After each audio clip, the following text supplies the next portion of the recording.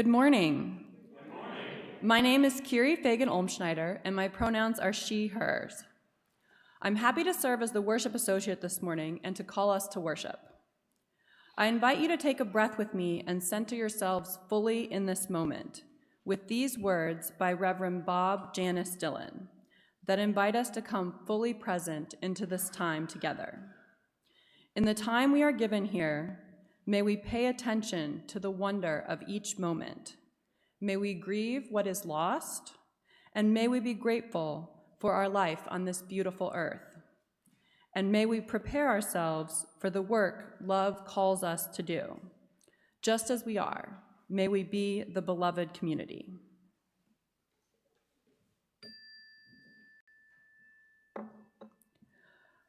A flaming chalice has been one symbol of Unitarian Universalism for many decades, a symbol of hope, of reason, of the spark of the divine that shines in all of us.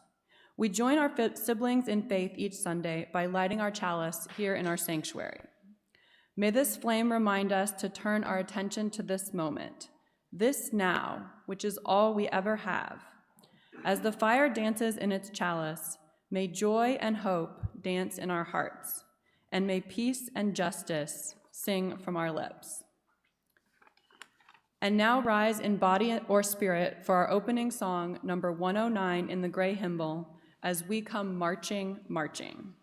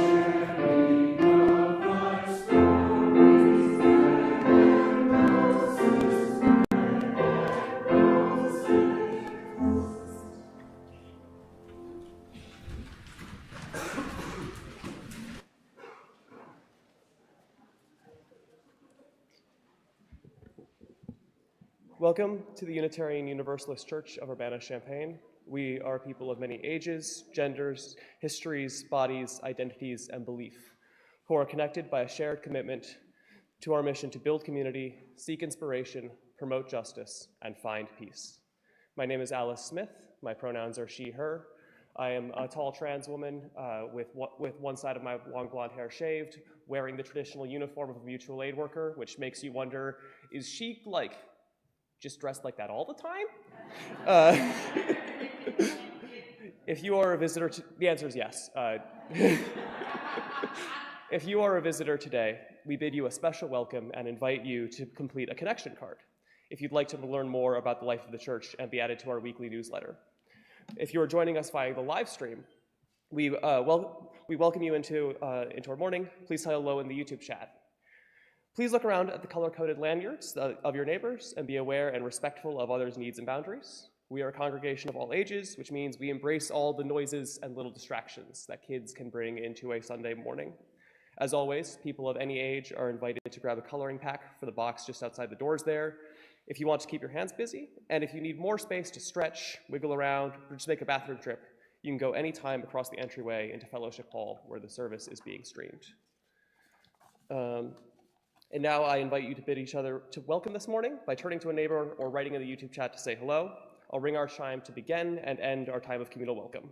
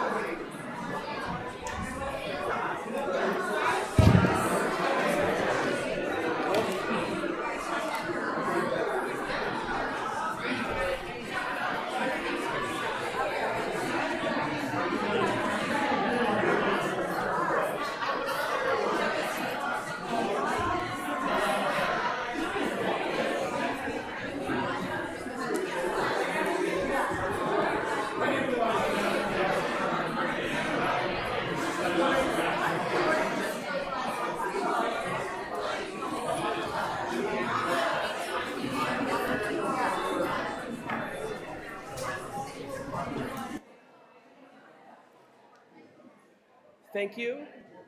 Thank you for those lively greetings. Everyone is welcome to keep those conversations flowing immediately after service in Fellowship Hall with coffee and snacks. Okay. Little bit more time. All right. Now I'd like to call any children forward or anyone who simply wants to come forward, and I'll to provide an example of what mutual aid is so we can teach the adults in the room a lesson. Mm-hmm. Mm-hmm.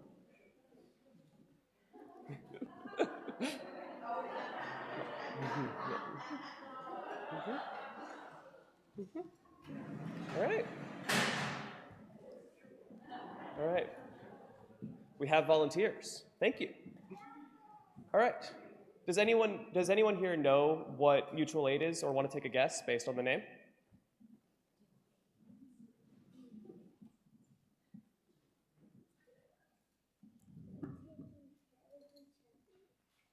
That's right. It means taking care of each other. And the cool thing is that you can start in really little ways.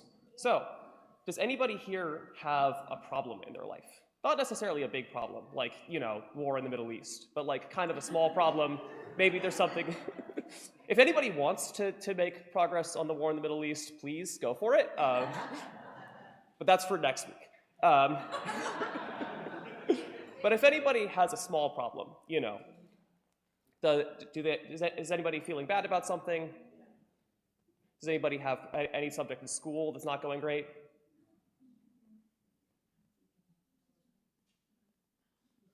Mm-hmm. No? My mama lives really far away. Your mom lives really far away? Yeah. Well, okay. Does anybody here have any ideas about how to help her talk more to her mom? Maybe, yes, perfect. What's your idea? Give her a lot of calls. That's awesome. Do you think that you could maybe help her out by reminding her to make those calls or talking with her or giving her conversation ideas? Awesome. Congrats. We just did some mutual aid, people.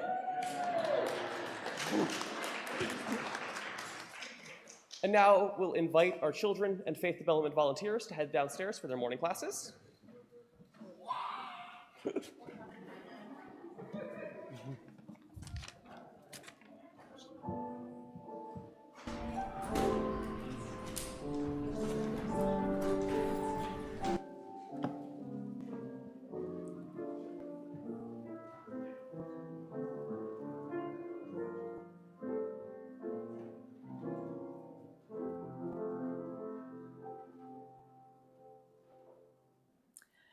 Each week, we practice spiritual generosity by making space for the joys and sorrows we carry with us whenever we gather. We begin this practice with an embodied ritual of singing a blessing song, and today you'll be invited to come forward during that song and light a candle for your joy or sorrow. You are invited to use our Joys and Sorrows cards or submit them via email to joysandsorrows@uucuc.org. We will share those aloud later in the service. If you need a joy and sorrow card and there aren't any in your pew, raise your hand and one of the ushers will bring you one. We trust that this act of sharing lightens our burdens and increases our joys, even if it is just for this hour. I invite you to come forward if you are moved as we sing May the Longtime Sun.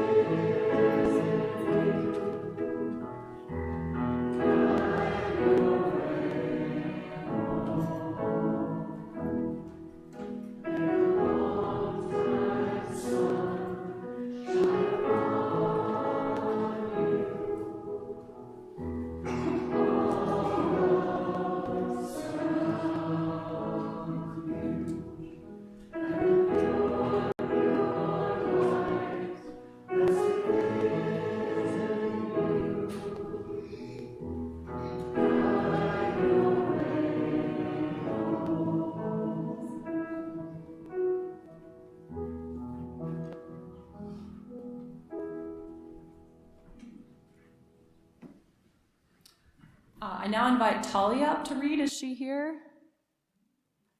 Come on up.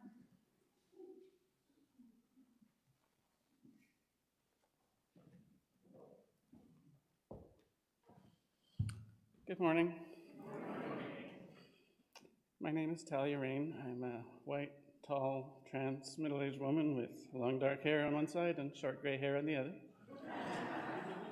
I'm wearing a purple dress with butterflies on it and a green shawl, and I'm grateful to have been invited to share this poem with you today. I wrote this poem about a month ago, and I wanted to say a few words about how it came to be. And I'm going to cry. I have suffered from depression for almost all of my life, moderate to severe. And I've written the occasional poem throughout my life. Last year, after some life changes, I was able to experience for the first time what it was like to live without depression. It was glorious, but all things come to an end, and I spent December and a part of November in an episode of depression. During that time, I wrote a lot of poetry. a lot for me, 5 or 6 poems, but I started to put cause and effect together. I didn't intend to write them, they just came bubbling up like geysers from the well of sorrow. I eventually got out of that depression, but in mid-February, I started feeling the signs that a new episode was coming on. And my first thought was, well, at least I'll get to write some more poetry. And I did, and it helped. And it just shows, I think, that when we pay attention to ourselves, to our bodies, to our minds, to the pure, pure light that's within us, that even depression can bring joy. And if that's not a miracle, I don't know what is. This is the poem that came out. If I Am, by Sister Radiant. If I hide, I'm hiding hope from someone staring down a scary road. If I hide a friend from someone who thinks they are alone. If I hide a light from someone stumbling in the dark. If I hide from us. If I run, I take a sister from someone who needs a loving arm. If I run, I take a comrade from someone who would have stood with me. If I run, I take a leader from one whose courage just found its feet.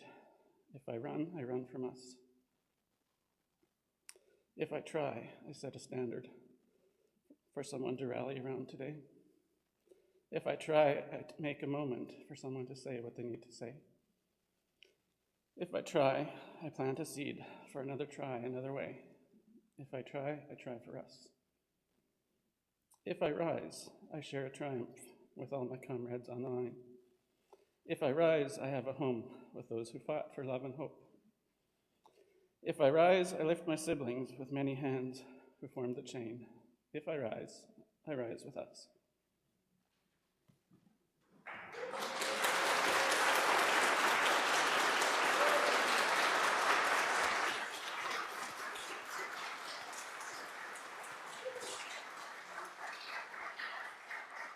Thank you so much for sharing, Talia. That was very powerful. We live our mission at this congregation by connecting day to day and week to week through the opportunities both within and beyond our walls. We invite you to describe and to read our weekly e-news to stay up to date on all of the activities offered through our faith development program and our congregational life and social action councils. This morning we have quite a few announcements, so bear with me. We are engaged in a congregation-wide visioning process to dream of what our future as a church can be. A key part of that process is going on now with listening circles. The listening circles are an opportunity to gather in a small group with a facilitator and to respond to powerful questions about your own experience of the church, to be heard, and to listen to others. There are many opportunities, including in person here at church, in members' homes, and on Zoom. Whether you've been here for 2 weeks or 2 centuries, that would be very impressive. We want everyone to participate and to check your email or realm and sign up for one of these important sessions.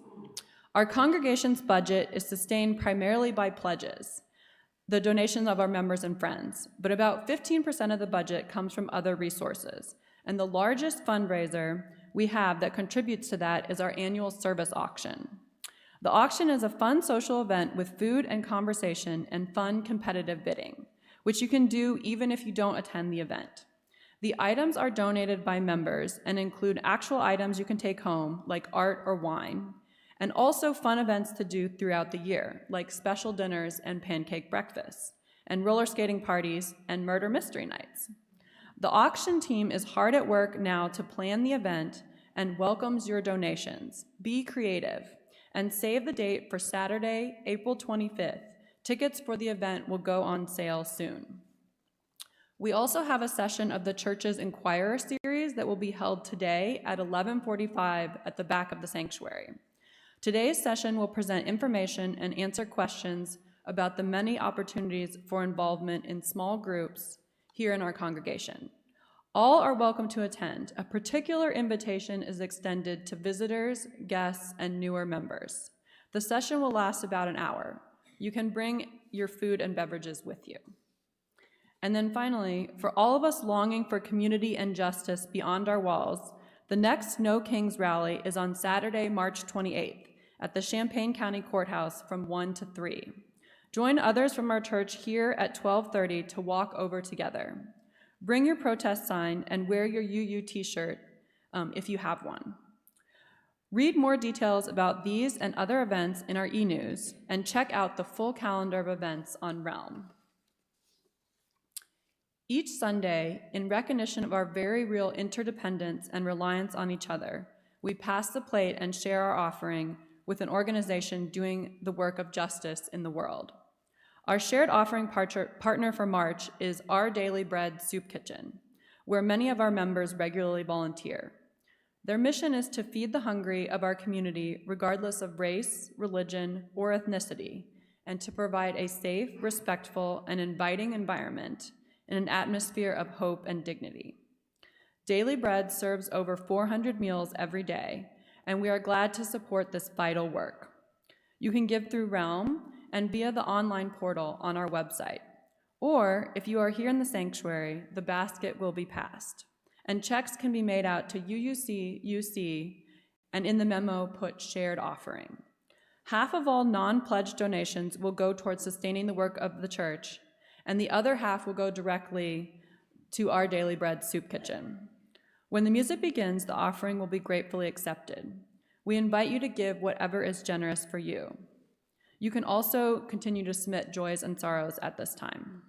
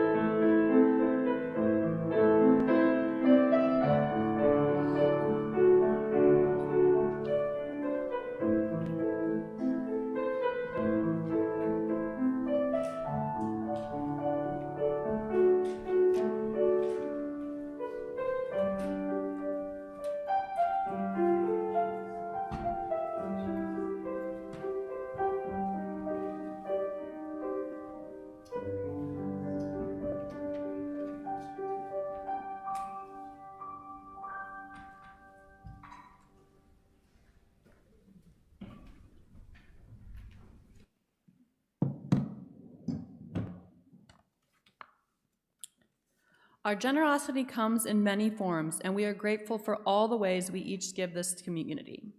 We will now make space for our spiritual generosity and share our joys and sorrows. If you have a card still to pass forward, please feel free to share that now. This is from Mike, in gratitude for our beloved community. This is from Marianne. First time here, I cannot connect with my immediate family. Sophie Mine. I started a new medication 3 months ago to stop my cancer from progressing. I had my first scan since starting the new med, and it is working to stop progression and even shrink my tumor a little. Thank you to all who have helped our family over the last 10 years as we have waited on this miracle. My doctors are very happy, and so am I. Excellent news.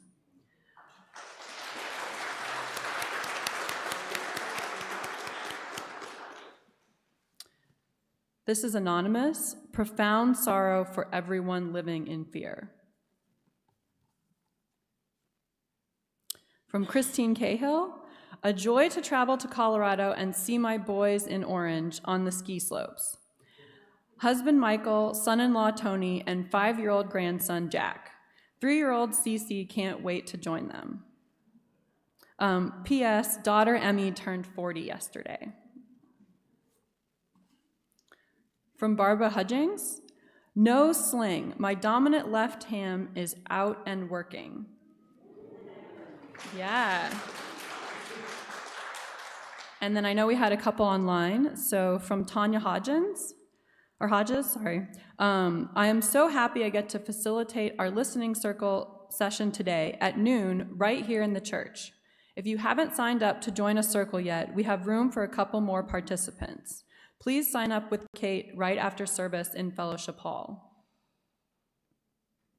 And then from Angie Urban, beaming with gratitude today for this community, our chosen family here at UUCUC.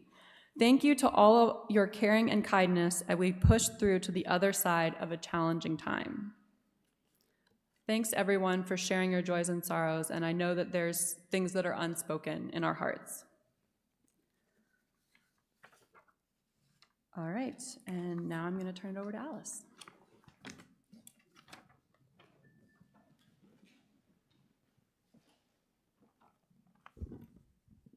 Before I start, I'd like to make a bit of a strange request. If I start speaking too fast, if people can just make this kind of emotion, I'll do my best to keep it at a pace. Thank you. There is a story about the song that we sung at the beginning of the service today. It's not necessarily a true story, but it's a really good story, so I'm going to tell it, and then I'll try and make clear which parts are and aren't supported by the historical record. The definitely true part of the story is that in 1912, the government workers of Lawrence, Massachusetts went on strike. These workers were largely women and children. They were mostly immigrants. They were striking for the wages that would feed their families. The conditions of the strike were so brutal that the kids had to be sent to neighboring towns to make sure that they would be clothed and fed during the cold winter while their mothers had no wages to pay for such necessities.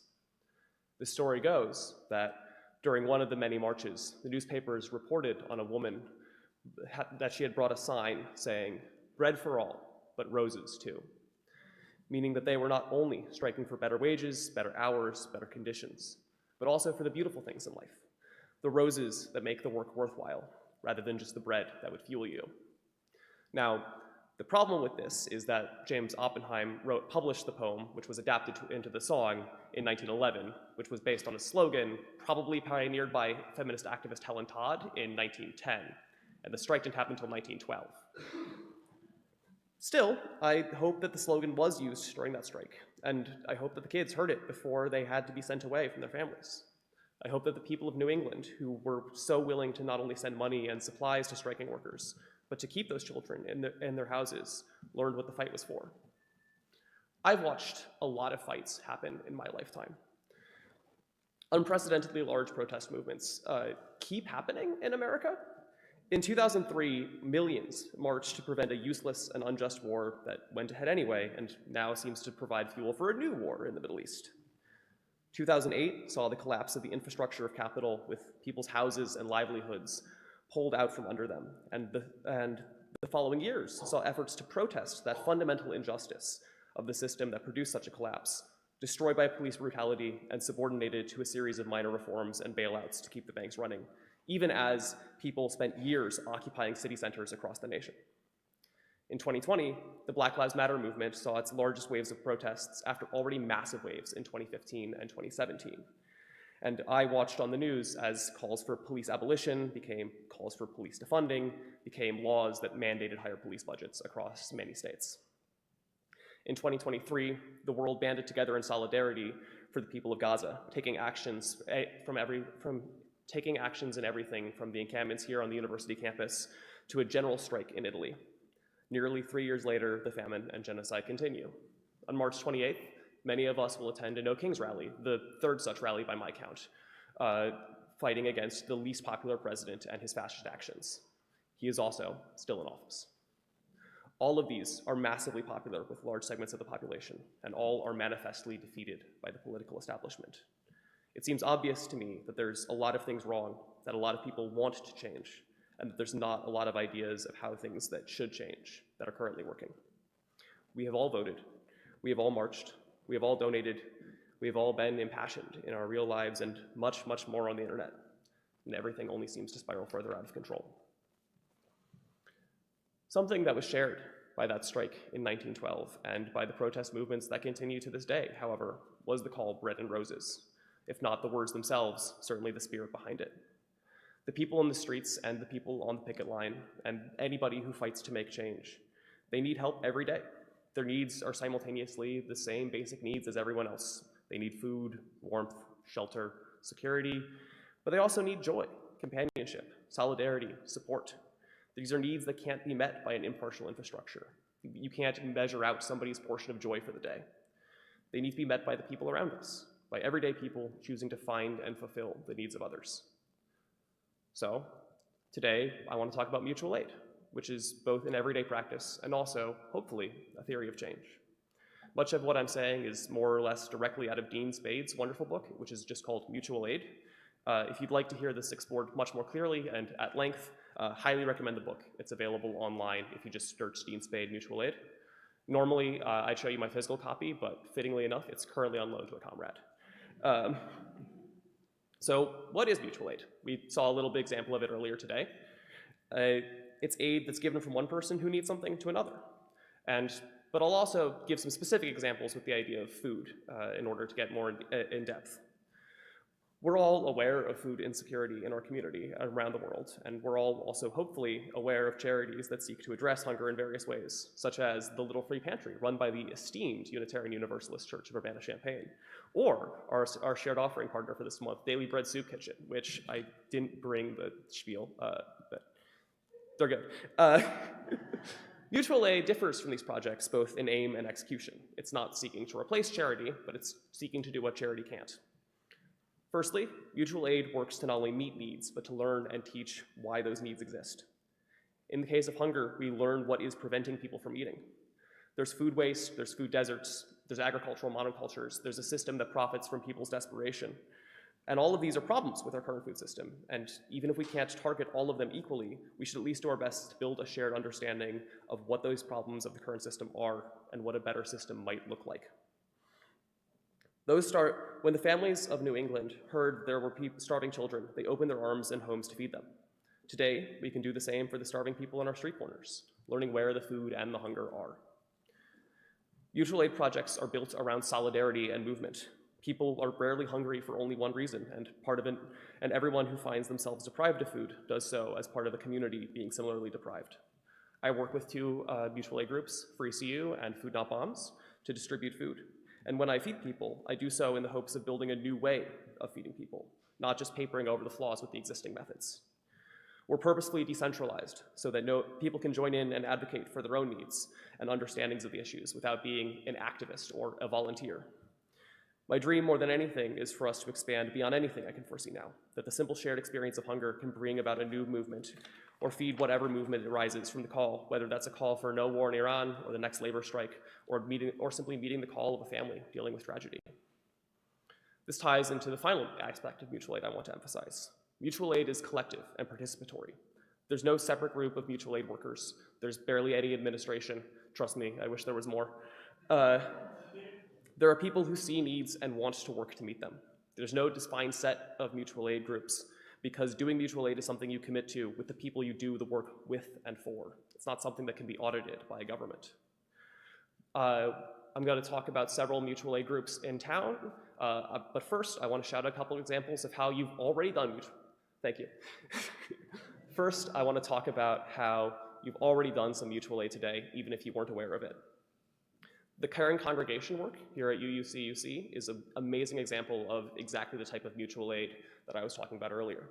Answering the calls of families in need, answering the calls of community members in need, not in the expectation of repayment, but simply because the needs need to be met.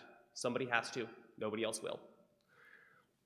The Joys and Sorrows is an excellent example of spiritual mutual aid, providing a space for us to talk about our needs and hear them. Even if they aren't things that we can immediately solve, just hearing each other out is enough to make the fight more bearable. Giving a rose to somebody won't keep them fed, but it will make their day a lot brighter. But if you want to get more involved and do more radical things, there's some options. First, if you want to talk to anyone here in more depth or help families in Gaza, there's a weekly community dinner Mondays at the Red Herring, 6:30 to 9. That is in the basement of 1209 West Oregon Street in Urbana, the Channing Murray Foundation. We make vegan, kosher, and halal meals every week. We offer them for suggested donations, and then we send all that money directly to Gaza to help people afford necessities. And if you want to talk to anybody and ask questions about the other projects I'll mention, there's usually people from those projects there, so it's a great place to ask questions. Thank you. I also want to mention the Community Rapid Response Coalition, which works to spot ICE agents in our community and stop them from kidnapping our neighbors. If you ask, there's a Signal group chat where they usually post announcements when they're searching for more volunteers, and I'm happy to get you added to that. A personal anecdote about that one, actually. I work at Solagradia Farm, and when we were worried about possible ICE agents coming to our farm, we reached out to them, and they were super helpful.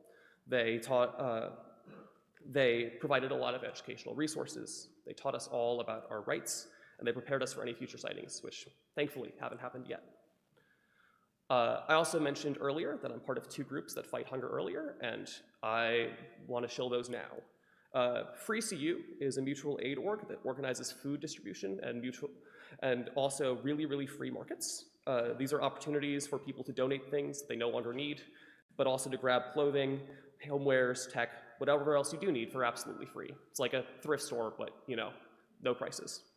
If you want to learn more about that, C over there is one of the admins, and will also be with me after the service, and we are happy to answer questions, get you plugged into that project. There's also Food Not Bombs, which is specifically focused on vegan cooking and rescuing food waste, focusing narrowly on the issue of hunger. We're also trying to grow 3 sisters crops this year in a collective fashion, and so if you're interested in that, please talk to me. I have so much weeding that I'm going to need to do, and I farm for a living. These are both awesome ways to help feed your community more directly and democratically than food pantries or soup kitchens. And lastly, but not leastly, I want to shout out COVID Safe CU, which provides masks, tests, and other safety supplies for free. They've been amazing in helping make local events safer for everyone and taking care of people who were left behind when the government decided that COVID was over. C is also one of the admins of that. One of the reasons that we're trying to get more people involved in these projects is that we're all doing like 5 jobs at once. And also, if you ever need free masks for an event or want to learn how to make your event safer, talk to C. But if none of these seem like the right fit for you, I want to provide something that you can start doing with you and a couple of friends. It's called a resilience circle. Once upon a time, the UUA website linked to an amount of information on this, but the entropy of the internet appears to have washed that all away, so you're stuck with me telling you what I've been doing with my friends and partners for the last 1.5 years. We get together. Physically, once a week works best for us, but there's no reason that it can't be over Zoom or scale to the schedules of your lives. And we ask ourselves 3 questions. How am I doing? What do I need? What can I provide?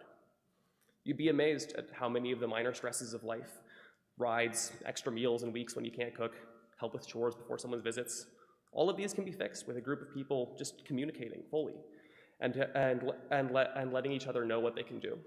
Sometimes, of course, we have things that we can't fix with just a little help from our friends. We have joys and sorrows here, but it's oftentimes easier to get more in depth with a smaller group of your friends. And when you communicate those needs to each other, when you tell the needs that are felt by a group, the burdens are shared and the joys are doubled, just like we say every week. You can also use this as a basis to move into bigger things. We've planned on stockpiling some food in case there's ever a food security crisis in our area. Other ideas include, you can coordinate. This is also a great way to coordinate with community groups, or just all agree to volunteer together if that's something that you want to do. You can even meet with members of other resilience circles to share what needs you all have in common and try and brainstorm solutions that might just require more people or more money. Still, if that all seems intimidating, it's really amazing what you can accomplish with just 3 simple questions. How am I doing? What do I need? What can I provide? I don't know what the future looks like. It seems very likely that things are going to be very hard for a lot of people, and that things are going to keep changing in ways that nobody saw coming. I am certain of one thing, though. However it goes, whatever movement is next, it's going to need bread for its members, and it's going to want roses planted in its wake. The striking women of Lawrence, the feminists who probably gave them that slogan, which is now attributed to Lawrence, they teach us a lesson for every age and for every movement. We can make bread for all, and we can plant roses for everyone. Thank you.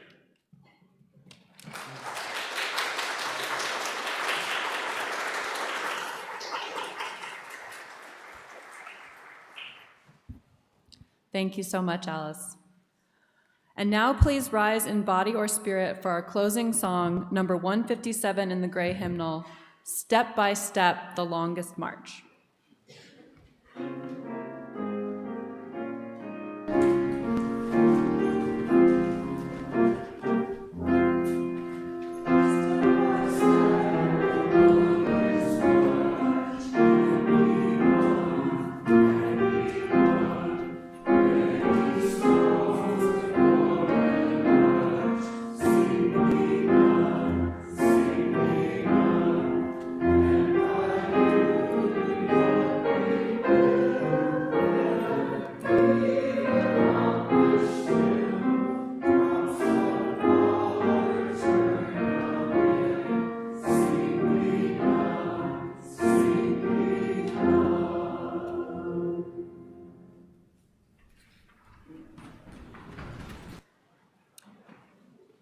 And we'll extinguish our chalice today with these words from Reverend Elizabeth Sully Jones. We extinguish this flame, but not the light of truth, the warmth of community, or the fire of commitment. These we carry in our hearts until we are together again.